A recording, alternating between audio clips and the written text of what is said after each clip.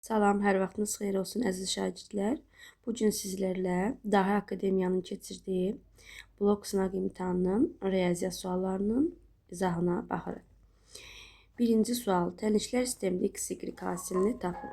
Biz bilirik ki, x kvadratı üstə gəlsin y kvadratı bərabər 20-də köməkçi düsturdan istifadə etsək, x kvadratı üstə gəl y kvadratı bərabər olar x plus y-in bağlanmış kvadratı çıxılsın 2xy.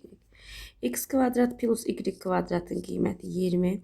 X plus y-in qiyməti 6 olduğu üçün 6-nın kvadratı 36 çıxılsın 2xy. Buradan alarıq ki 2xy bərabər olar 16-ya. Xy bərabər olar 8. Düzgün cavabımız A variantı. İkinci sual. Tənliyin kökləri x1, x2 olarsa, ifadəsinin qiymətini tapın. Gəlin ilk öncə bu ifadədə x1, x2-ni möhtərizə xaricinə çıxaraq, alarıq x2-nin kvadratı, üstə gəlinsin x1-in kvadratı. İndi isə bizə verilən tənliyi çevrilmiş kvadrat tənliyə gətirmək üçün hər tərəfini 2-yə bölsək, alarıq x kvadratı çıxılsın 3x, üstə gəlinsin 3,5 bərabər 0. Buradan Viet teoreminə görə alarıq ki, tənliyin köklərinin cəmi 3-ə, köklərinin hasili isə 3,5-ə bərabərdir. Onda baxırıq, bizdən soruşulan ifadədə x1, x2-ni bilirik, amma x1-in kvadratı üstə gəlinsin x2-in kvadratını tapmaq üçün yenə köməkçi düsturdan istifadə edirik. x2-nin kvadratı üstə gəl x1-in kvadratı bərabərdir. x1 üstə gəlsin x2-nin kvadratı çıxılsın 2x1 x2. Deməli x1 plus x2-nin qiyməti 3 olduğu üçün kvadrat 9, 2 vur 3,5 bərabərdir 9 çıxılsın. Deməli 3,5-i 2-yə vursaq olar 7. Deməli tənliyin köklərinin kvadratları cəmi 2-yə bərabər olarsa, onu da aparıb yerinə yazsaq, x1 vur x2-nin qiyməti 3,5 vurulsun. Kvadratlar cəmi isə 2-yə bərabərdirsə, 3,5-i 2-yə vurduqda düzgün cavabımız olar 7. D variantı. Üçüncü sual. Maşın müəyyən yolu 48 km/saat sürətlə 8 saata gedir. İlk cümlədən baxaq görək maşın nə qədər yol gedir. Gedilən yolun uzunluğunu tapmaq üçün sürət zamana vurulmalıdır. 48-i vursaq 8-ə, 8-8-in 64, 6 yadda, 32, 6-da yadda 38 olar 384 kilometr. Maşın bu yolu, yəni 384 kilometr yolu 6 saata getməsi üçün sürəti nə qədər olmalıdır? O zaman sürəti tapmaq üçün gedilən yolu zamana bölməliyik. Bu yol 384 kilometrdir, zaman isə 6-dır. 384-ü 6-ya böldükdə 64 kilometr bölünsün saat almış olarıq. Düzgün cavabımız olar A variantı. Dördüncü sual. Radiusları 18 sm və 10 sm olan iki çevrə xaricdən toxunur. Bu çevrələrin mərkəzləri arasındakı məsafəni tapmaq üçün təbii ki, radiusları toplamalıyıq. O1, O2 bərabərdir. R1 plus R2. Yəni çevrələr xaricdən toxunursa, onların mərkəzləri arasındakı məsafə radiusları cəminə bərabər olar və düzgün cavabımız olar 28 sm B variantı. 5-ci sual. İfadəsinin qiymətini hesablayın. Deməli, 3-ü 4-ə vurdum, oldu 12. Kök altında 2, 5, 10 hasili bizə verir kök altında 100. Kök altında 100, 10 verər. Cavabımız olar 120 A variantı. 6-cı sual. Deyir, ABC dörtbucaqlısında AB kök altında 73. BC 5. CD 2AD-yə bərabərdir. O zaman AD-yə x desək, CD olar 2x. AD-ni tapın. Şəkilə baxanda görürük ki, BD diaqonalı 2 dənə düzbucaqlı üçbucaq yaradıb. O zaman hər iki düzbucaqlı üçbucağa görə BD-nin kvadratını tapa bilərik. Deməli, BD-nin kvadratı bərabərdir. Yuxarıdakı üçbucağa görə 25 üstə gəlinsin 4x-in kvadratı. Aşağıdakı üçbucağa görə BD-nin kvadratı bərabərdir. Kök altında 73-ün kvadratı 73, üstə gəlinsin x-in kvadratı. Sol tərəflər bərabər olduğu üçün sağ tərəfləri də bərabər etsək, onlar 25 üstə gəlinsin 4x-in kvadratı bərabərdir 73 üstə gəlinsin x-in kvadratı. Buradan alarıq ki, 3x-in kvadratı bərabərdir 73-dən 25-in çıxsaq 48, x-in kvadratı bərabər 16, x də bərabər olar 4. Deməli, tapırıq ki, AD-miz 4-dür, CD-miz isə 8-dir. Bizdən AD-nin uzunluğunu istəyir. AD-nin uzunluğu 4 olduğu üçün düzgün cavabımız olar A variantı. 7-ci sual, ifadənin qiymətini tapın. Baxırıq ki, həm sürətdə, həm də məxrəcdə kvadratlar fərqi var. O zaman bunları vuruqlarına ayırsaq, yazarıq 42 çıxılsın 12, 42 üstə gəlinsin 12. Eyni şey məxrəcdə də edirik. 34,5 çıxılsın 25,5. 34,5 üstə gəlinsin 25,5. Bərabər olar. 42, 12 çıxıldı, qaldı 30. 42 ilə 12-nin cəmi oldu 54.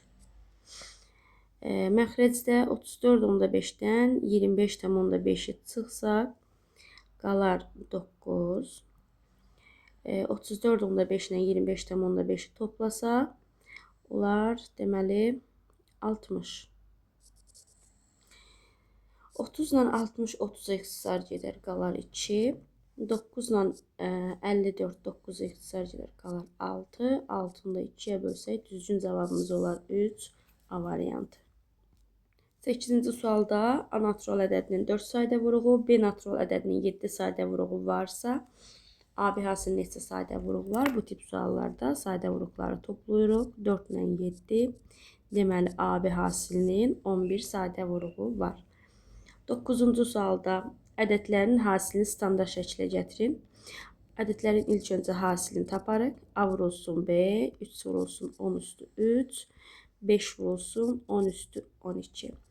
Onlar 15 vurulsun 10 üstü 15. Amma bu standart şəkildə deyil. Standart şəkildə olması üçün qiymətli hissəmiz 0-dan böyük, daha doğrusu 1-dən böyük bərabər, 10-dan kiçik olmalıdır. Ona görə 15-i 1,5 vur 10 üstü 16 şəklində yaza bilərik.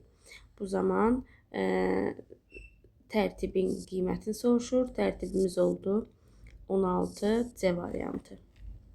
10-cu sual, ifadələrdən hansı ştrixlənmiş hissəni müəyyən edir? Baxırıq ki, B çoxluğundan A ilə C-nin birləşməsi çıxılıb. Deməli, düzgün cavabımız olar A variantı. B çıxılsın, A ilə C-nin birləşməsi. 11-ci sual, tənişlər sisteminin sonsuz sayda həlli olarsa, A plus B cəmini tapın. Tənişlər sisteminin sonsuz sayda həlli o zaman olur ki, A1 bölünsün A2, bərabər olsun B1 bölünsün B2, o da bərabər olsun C1 bölünsün C2. O zaman 3 bölünsün 4, bərabər olmalıdır A bölünsün -36, o da bərabər olmalıdır 9 bölünsün B-də. Birinci, ikincini bərabərləşdirsək, deməli, alarıq ki, 4A bərabərdir, 3 vurulsun -36. 4 ilə 36 gedər, A bərabər olar -27-yə. Sonra, digər ikisini bərabərləşdirsək, məsələn, birinci ilə üçüncünü bərabərləşdirsək, 3B bərabər olar 36-ya, buradan da B-ni taparıq olar 12. Bu da olar B-nin qiyməti. Və bizdən A plus B-nin cəmini istəyir. O zaman -27 üstə gəlinsin 12. Bu da bizə verər -15. Düzgün cavabımız olar C variantı. Gəldik 12-ci suala. Çoxədlisinin vuruqlarına ayırın. Baxırıq 18 və 27-nin ortaq vuruğu 9-dur. M kvadratı ortaq vuruğumuz M-dir. N kvadratı N-dən də ortaq olan N-dir. O zaman qalar 2N üstə gəlinsin 3M. Düzgün cavabımız olar D variantı. Gəldik 13-cü suala. Deyir ki, tərəfləri AB, söhbət 3 bucaqdan getdiyi üçün 3 bucağımızı çəkirik. 3 bucağımızı adlandırırıq. A, B, C 3 bucağı. AB 6, BC 9, AC 10 santim olarsa, ABC 3 bucağında BM tənböləni çəkilib, tənbölən bucağı yarıya bölürdü. Və bizə deyir ki, AM-i tapın. AM x desək, AC 10 olduğu üçün buralar 10 çıxılsın 2. Əgər BM tənböləndirsə, tənbölənin xəssəsinə görə 6 bölünsün 2 bərabər olmalıdır. 9 bölünsün 10 minus x-ə. 9 ilə 6-nı ixtisar etsək 3-ə qalar 3-2. Çarpaz vurub bərabərləşdirsək 3x bərabərdir 20 çıxılsın 2x. Deməli 5x bərabər olar 20-yə, x də bərabər olar 4. Düzgün cavabımız B variantı. 14-cü sual. Qarşılıqlı bucaqların tənbölənləri arasındakı bucağı tapın. Qarşılıqlı bucaqların tənbölənləri arasındakı bucaq 180 dərəcəyə bərabərdir. 15-ci sualda tənliyin neçə həqiqi kökü var? Kəsr ovaq 0-a bərabər olar ki, sürət 0-a bərabər olsun. Sürətdə də x vurulsun, x minus 4, x kvadrat minus 16 bərabər 0 olması üçün x 0-a, x 4-ə, x kvadratı 16-ya bərabərsə x mənfi müsbət 4-ə, yəni digər kökü də olar mənfi 4. Digər tərəfdən bu qiymətlər kəsrin məxrəcində doğru ödənməlidir. Yəni x-ə 0 versəm, baxıram ki, məxrəc kök altında 0-dan 0 çıxar, 4 doğru ödənər. 4 versəm, kökün altında 4, 2 verər, ödənər. Amma mənfi 4 versəm, kökün altının mənası olmaz. Deməli, ödənən qiymətlər olar 0, 4. Cavab olar Y variantı. 16-cı sual. Ata oğlundan 33 yaş böyükdür. Oğlun yaşı atanın yaşından 4 dəfə kiçikdir. Oğlun yaşı atanın yaşından 4 dəfə kiçikdirsə, oğlun yaşını x desək, atanın yaşı olar 4x. Və ata oğlundan 33 yaş böyükdür deyə 4x çıxılsın 2 bizə verər 33. 3x 33-ə bərabərdir. X olar 11. Deməli, oğlun 11, atanın isə 44 yaşı var. Bizdən oğlun neçə yaşı var deyir. Düzgün cavabımız olar A variantı. 17-ci sual. M parametrinin hansı müsbət qiymətində kvadrat tənliyin kökləri əks ədədlərdir? Əgər köklərimiz, yəni x1 və x2-miz əks ədədlərdirsə, biz bilirik ki, əks ədədlərin cəmi 0-a bərabər olmalıdır. Burada da baxırıq ki, kvadrat tənliyin köklərinin cəmi İkinci həddin əmsalının əksinə bərabərdir. Yəni 2m minus m kvadratına bərabər və bu da 0-a bərabər olmuş olar. Buradan m möhtərizə xaricinə çıxarsaq 2 minus m 0-a bərabər, m 0-a 2 minus m 0-a bərabər olduğu halda m 2-yə bərabərdir. Bizə m parametrinin hansı müsbət qiyməti dediyi üçün 0 yox, müsbət 2-ni götürməliyik. Cavab olar G variantı. 18-ci sual. Bərabərsizliyin tam əlləri cəmini tapın. Bilir ki, bunu intervallar üsulu ilə yazmalıyıq. İlk öncə həmin o tənliyin sıfırlarını tapmalıyıq. X minus 3 0-a bərabər olduğu halda x 3-ə bərabərdir. X minus 7 0-a bərabər olduğu halda x 7-yə bərabərdir.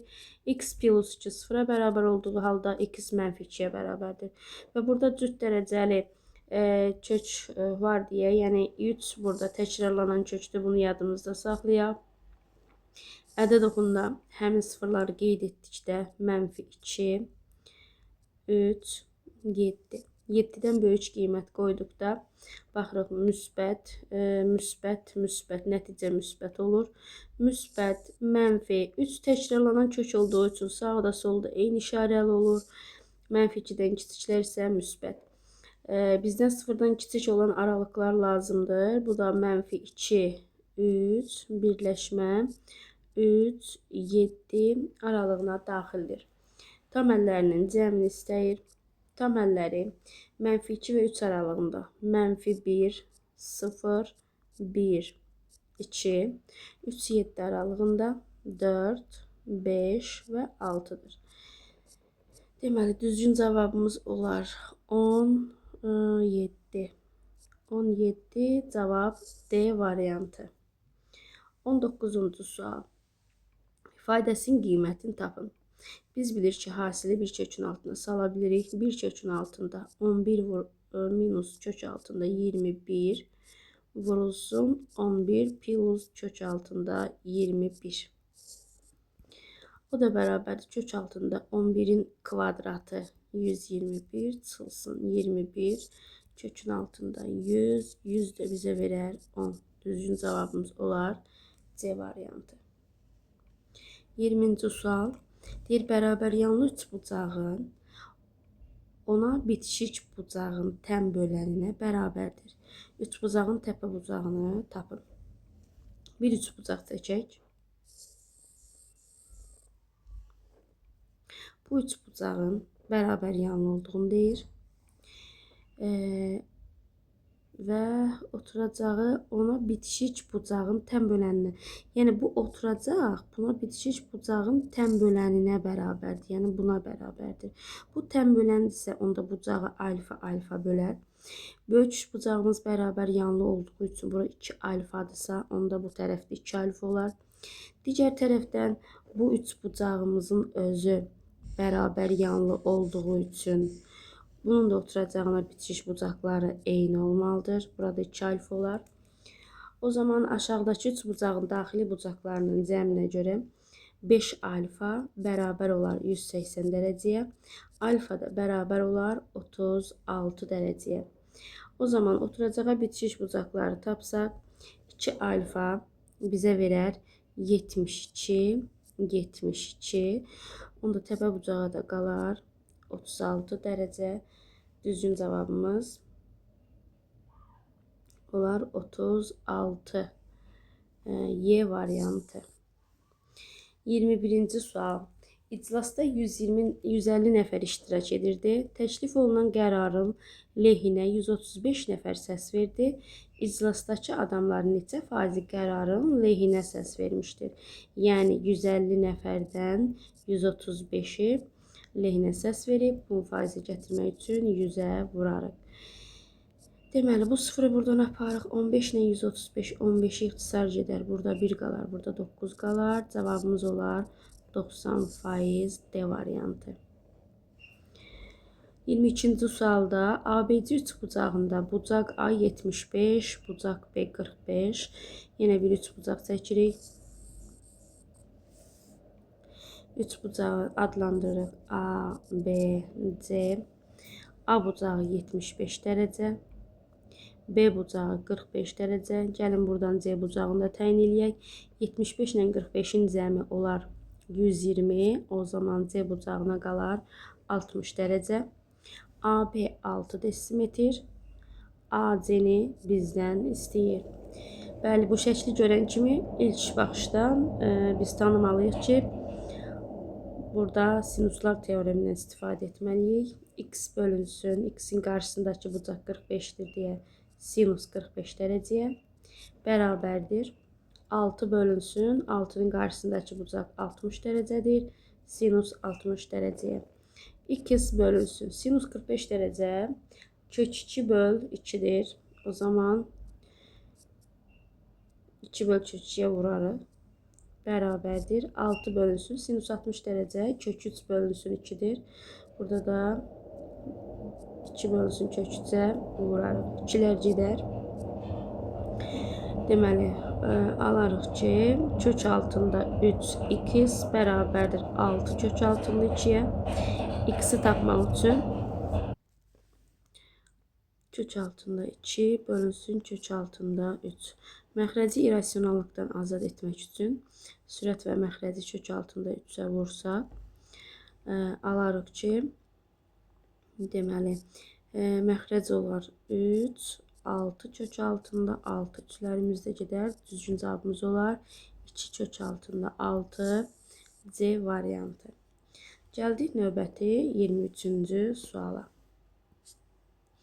23-cü sualda M çox adlisinin dərəcəsi 7'dir. Gəlin bunun üzərində 7 yazaq. N çox adlisinin dərəcəsi isə 9'dur.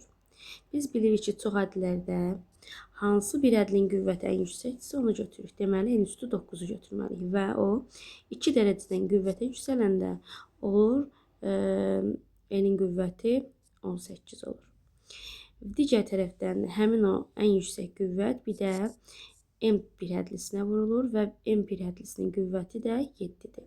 Vurularkən də bunların qüvvət üsləri toplanılır. 18 ilə 7-nin cəmi düzgün cavabımız olmalıdır 25. 24-cü sual. 3 və 4 ədədləri ilə düz mütənasib olan 2 ədədin cəmi 21-dir. Deməli 3x 4x bərabər olmalıdır. 21-ə 7x 21-dirsə, x 3-ə bərabərdir. Bu ədədlərin hasilini tap. 1 3x idi deyə 3 vurulsun 3 9-a bərabərdir. Digəri 4 vurulsun 3 12-yə bərabərdir. Bu ədədlərin hasili 9 vurulsun 12. Onlar 108 düzgün cavabdır. Gəldik 25-ci suala. 25. Deyir, ABC düz bucaqlısı və onun 3 tərəfinə toxunan 2 çevrə verilmişdir. AD 40 sm. Çevrələrin kəsişmə nöqtələri arasındakı məsafə, yəni bu hissə 20 olarsa AB-ni tapın. AB əslində bizim çevrəmizin diametrinə bərabərdir. Yəni biz diametri tapsaq, elə AB tərəfini də tapmış olarıq. Ona görə gəlin kənarda qeyd edək ki, diametr sual işarəsi. Digər tərəfdən bu AD-yə paralel olan mərkəzdən keçən bir düz xətt çəksək, bu vətərə perpendikulyardırsa, o zaman 20 vətəri, çevrənin vətəri 20-dir deyə, bu da 10 bölünər. Digər tərəfdən bura qədər məsafəmiz 20 olar. Yəni o zaman bu məsafəmiz 20 olar. Bu məsafəmiz x olar. Yəni 20 x, digərləri isə 10 10. Bir çevrənin iki vətərin kəsişməsinin xassəsinə görə yazarıq. 20 vurulsun x bərabərdir 10 vurulsun 10. 20x 100-ə bərabərdirsə, x də bərabər olar deməli 5-ə. X 5 oldu. X 5-dirsə o zaman çevrəmizin diametri nəyə bərabərdir? Təbii ki 20 ilə x-in cəminə bərabərdir. O zaman D bərabərdir 20 üstə gəlsin 5. Düzgün cavabımız olar 25. Bərabərsizliyin ən böyük tam həllini tapın. Deməli, bu cür bərabərsizliyi sistem şəklində də yazmaq olar. Amma mən 2 qat bərabərsizlik formasında yazacağım. X minus 3 modul 5-dən kiçikdirsə, x minus 3 5-dən kiçik, mənfi 5-dən isə böyük olur. Hər tərəfə 3 əlavə etsək, mənfi 2 kiçikdir 2, kiçikdir 8 olar. Deməli, ən böyük tam həlli təbii ki burada 7 olar. 27-ci sual, uyğunluğu müəyyən edin. Deməli, biz demişik ki, modullar cəmidir, köklər cəmidir, kvadratlar cəmidir, ova sıfıra bərabər ola bilər ki, hər biri ayrılıqda sıfıra bərabər olsun. O zaman birinci misalda 2x minus 6 sıfıra bərabər olar. Buradan alaraq ki, x 3-dür. X 3-dürsə, moduldakı ifadədə x yenə 3 qoysaq, olar mənfi 6 üstə gəl 3y bərabər 0-a, 3y 6-ya bərabərdir, y isə 2-yə bərabərdir. Birinci sualda x 3, y 2-yə bərabərdir. Baxırıq ki, x, y hasili 6-dır. O zaman 1-ə gedər y. Digər variantlar gözləsin hələ. İkinci suala baxırıq. İkinci sualda deməli, birinci 3x minus 12 sıfıra bərabər olduğu halda x olar 4. X 4-dürsə, 4 üstə gəlsin 2y sıfıra bərabər olar. 2y mənfi 4-ə, y isə mənfi 2-yə bərabər olar. Baxırıq variantlarda x üstə gəlinsin y cəmi 2-yə bərabərdirsə 2-yə gedər d. Üçüncü sual 4x minus 8 sıfıra bərabərdirsə x olar 2. 5y plus 15 sıfıra bərabərsə y olar -3. Baxırıq ki, buna uyğun variant x minus y-in 5-ə bərabər olduğu halda, bəli, 2-dən -3-ünü çıxsaq 5 verər. 3-ə gedər C. Geriyə qalır A və B variantları. Bunlar üzərində də bir fikirləşək. Məsələn, x-i y-ə bölsək -5-dir 2. Birinci verməz, ikinci verməz, üçüncü verməz. A variantı getdi. B variantını yoxlayaq. Deməli, 3x bölünsün 2y -3-ə. Birinci sualda yoxlasaq 3x bizə verər 9. Aşağı verər 4, düzgün olmaz. İkinci sualda yoxlasaq 3 4-ün 12 böl. Deməli, ikinci suala baxsaq 2-də 3 vurulsun 4 bölünsün 2 vurulsun -2. Onlar 12 bölünsün -4 -3. Bəli, B variantı 2-yə gedə bilir. Deməli, 2-yə getdi B, D. Vəssalam, 1Y, 2BD, 3-ə gedər C variantı. 28-ci sualda çevrənin mərkəzindən 4 sm məsafədə. Məsafə deyirsə, deməli, CD-yə perpendikulyar gedib. 4 sm məsafədə olan AB diametrinə paralel CD vətəri çəkilmişdir. Qövs DMB, qövsün dərəcə ölçüsü 30 dərəcə. Olarsa çevrənin radiusunu tapın. O zaman biz o nöqtəsindən vətərin uc nöqtəsinə bir radius çəksək, burada mərkəzi bucaq alınır. Mərkəzi bucaq söykəndiyi qövsün dərəcə ölçüsünə bərabər olar. 30 dərəcə. Bura 30 dərəcədirsə, o zaman bura 60 dərəcə olar. Bura 60 dərəcədirsə, düz bucaqlı üç bucağa görə 30 dərəcə və 30 dərəcə qarşısındakı katet 4-dürsə, deməli hipotenuz 8-ə bərabərdir. Həmin hipotenuz da elə bizim çevrəmizin radiusudur. Radius bərabər olar 8-ə. 29-cu sualda sabit sürət nə deməkdir? Yəni sürəti dəyişməyib. Hərəkət edən qatar dayanmış sərnişinin yanından 8 saniyə. Baxın, bu olsun dayanmış sərnişin. Qatar həmin sərnişinin yanından 8 saniyə. Uzunluğu 400 metr olan körpünü isə 28 saniyə keçir. Fərz eləyək ki, bu olsun bizim körpümüz və qatar bu körpünü 28 saniyə keçir. Qatarın uzunluğunu tapın. Qatarın uzunluğunun neçə olduğunu bilmirəm. X dedim və burada körpünün uzunluğu isə 450 metrdir. Deməli, qatar sərnişinin yanından keçib 8 saniyə. Qatar körpüdən keçib 28 saniyə. Deməli, əgər qatar sərnişinin yanından keçibsə 8 saniyə, buradakı sürəti tapmaq istəyirəmsə, məsafəni zamana bölməliyəm. Məsafə qatarın öz uzunluğu olacaq. X bölünsün 8. Digər tərəfdən sürəti tapmaq istəyirəmsə, buradakı məsafə həm qatarın uzunluğu, həm də körpünün uzunluğu olur. Yəni olur X üstə gəlinsin 450. Və həmin məsafəni 28 saniyəyə ötüb keçibsə, bu da bunun sürəti olar və başda bizə qeyd etmişdi sabit sürətlə. Yəni qatar hardan keçsin, sürəti dəyişməyib, sabit qalıb. O zaman X bölünsün 8 bərabər olar X üstə gəlsin 450 böl 28-ə. 8 ilə 28-i 4 ixtisar aparsam, burada 2 qalar, 7 qalar. Çarpaz bərabərləşdirsək 7x bərabər olar 2x üstə gəlinsin 900-ə. Alarıq ki 5x bərabərdir 900. X bərabərdir 900-ü 5-ə bölüşdə bir dəfə 180 metr. Deməli, X qatarın uzunluğuna demişdik. Bizdən də qatarın uzunluğu neçə metrdir deyil. Düzgün cavabımız olar 180 metr. 30-cu sualda ABC bərabər yanlı üçbucağının, bu olsun ABC bərabər yanlı üçbucağımız,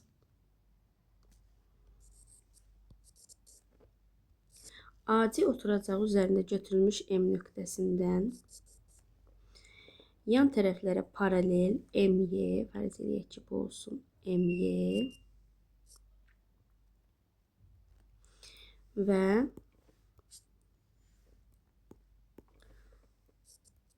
MF paralel düz xətləri çəkilmişdir. Fərz edək ki, bu da Bu tərəfə paralel olsun MF. Yaxşı, bizə deyir ki, alınmış MYBF dörtbucaqlısının perimetrinin üçbucağın yan tərəflərinin cəminə bərabər olduğunu isbat edin. Deməli, MYBF dörtbucaqlısı əslində paralelogramdır. Çünki AB MY-yə paraleldir, MF də BC-yə paraleldir. Paralelogramın qarşı tərəfləri cüt-cüt bərabər olur. Bura x-dirsə, burada x-dir. Bura y-dirsə, burada y-dir. Bu belə. Digər tərəfdən bizə deyir ki, bucağımız bərabər yanlıdır. Bərabər yanlıdırsa, oturacağı bitişik bucaqlar da bərabərdir. Bu sözləri siz orada daha geniş ətraflı şəkildə yazmalısınız. Digər tərəfdən AB-nin MY-yə paralel olduğu üçün bu bucaqlar uyğun bucaqlardır. Deməli, YMC də alfa olur. O zaman görürük ki, buradakı üç bucağımızda oturacağı bitişik bucaqlar eynidirsə, deməli bu da bərabər yanlıdır. Eyni şərti digər tərəfdən də MF-in BC-yə paralel olduğuna görə, bunun da alfa olduğuna görə AF-in də y olduğunu deyə bilərik. Deməli, bizdən nə istəyir? Alınmış dörtbucaqlının perimetri. Bu dörtbucaqlının perimetrini tapmaq üçün 2 vurulsun, x üstə gəlsin y. Yəni 2x üstə gəlsin 2y. Perimetrin üçbucağın yan tərəflərinin cəminə, yəni AB üstə gəlinsin BC-yə bərabər olduğunu göstərməliyik. Burada da göstərdik x plus y, y plus x və cavabımız olur 2x üstə gəl 2y. Deməli, dörtbucaqlının perimetri üçbucağın yan tərəflərinin cəminə bərabər oldu. Biz də bunu isbat etmiş olduq. İndi isə situasiya məsələlərinə keçirik. Deməli, turizm agentliyi turistlər üçün katerlə gəzinti turu təşkil edir. Marşrut 2 hissədən ibarətdir. Kater əvvəlcə çayın axını ilə 36 km yol gedir. Daha sonra isə hərəkətini durğun suya malik olan suni göldə 16 km davam etdirir. Katerin motorunun gücü, durğun sudakı sürəti bütün yol boyu sabit qalmışdır. Çayın axma sürəti hər yerdə 4 km/saat olduğu üçün bütün səyahətə cəmi 5 saat vaxt sərf etdiyi məlumdur. Sual belədir. 28-ci sualda bizə deyir ki, katerin durğun sudakı sürəti V ilə işarə etsək, onun çayın axını ilə hərəkət sürətini və göldəki hərəkət sürətini göstərən ifadəni yazın. Deməli, qayığın axın ilə sürəti,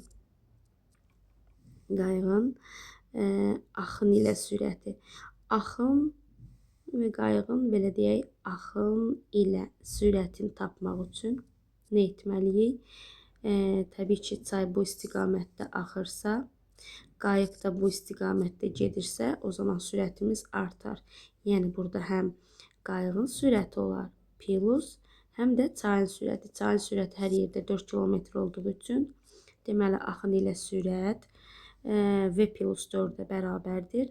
Digər tərəfdən, göldə hərəkət edən sürəti və göldəki sürət isə göldə, yəni çayın sürəti olmadığı üçün elə qayığın öz sürətinə, yəni katerin öz sürətinə bərabər olar. Deməli, 28-də axın ilə sürət V plus 4, göldəki sürət isə V-yə bərabər olmuş olar. Gəldik 29-cu suala. Məsələdə verilən zaman amilinə əsaslanaraq bütün yola sərf olunan zaman 5 saat idi. Katerin durğun sudakı sürətini tapmaq üçün rasional tənlik qurun.